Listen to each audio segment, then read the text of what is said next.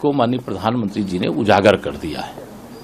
कांग्रेस जब सत्ता में थी उसने वही किया है जो हमारे माननीय प्रधानमंत्री जी ने कहा है, और उन्हें दोबारा कभी सत्ता में आने का मौका मिल जाए तो वो वही करेंगे जो उनका अधूरा काम छूटा हुआ है।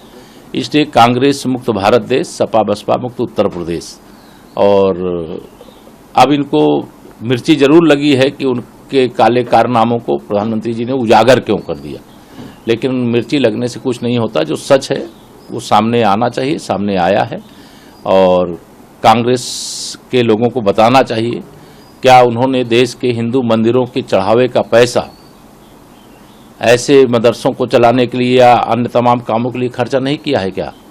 तो उसका जवाब तो उनको देना पड़ेगा।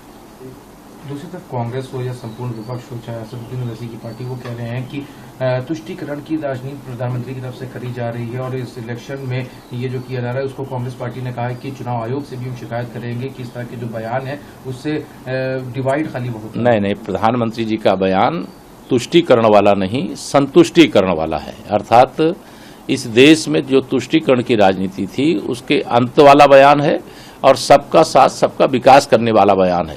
और जो विपक्ष के दल हैं उनके अगर घोषणा पत्र में कोई चीज लिखी गई है तो उसे बताना, या सत्ता में हम हैं और हमारे खिलाफ वह चुनाव लड़ रहे हैं, तो यह हमारी जिम्मेदारी। हमारे प्रधानमंत्री जी ने जो कहा है उसका स्वागत करता हूं, और लोगों से अपील भी करता हूं कि तैयार रहें कांग्रेस मुक्त भारत बनाने के लिए।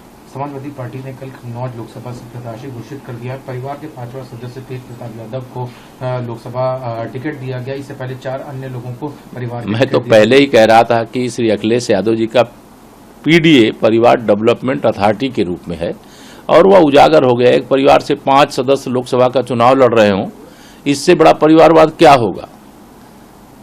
और स्वयं श्री अखिलेश यादव जी चुनाव में हार के डर से चुनाव लड़ने से ही पीछे हट गए।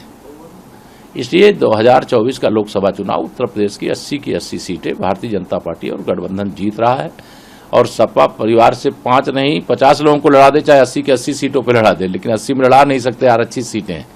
लेकिन उनको अब वह समय चला गया सपा का, जब सपा का टिकट पा करके लोग लोकसभा और विधानसभा में पहुंच जाते थे। अब सपा का टिकट पा करके सैफई जा सकते हैं, लेकिन लोकसभा विधानसभा नहीं जा सकते। एक सवाल और है, आप मुख्तार अंसारी के मौत के मामले में जिस तरह रिपोर्ट आ चुकी है उसमें साफ जाहिर हुआ है कोई जहर खाने की वजह से नहीं, जांच रिपोर्ट आ गई, दूध का दूध पानी का पानी साफ हो गया। तुष्टीकरण की राजनीति करने वालों के मुंह में तमाचा लग गया। अब किस मुंह से श्री अखिलेश यादव जी सरकार पर आरोप लगाएंगे? बिसरा रिपोर्ट पढ़े जा करके। माफिया को अगर माफिया कह दिया जाए तो उनको मिर्ची लगती है, क्योंकि माफिया से उनकी रिश्तेदारी।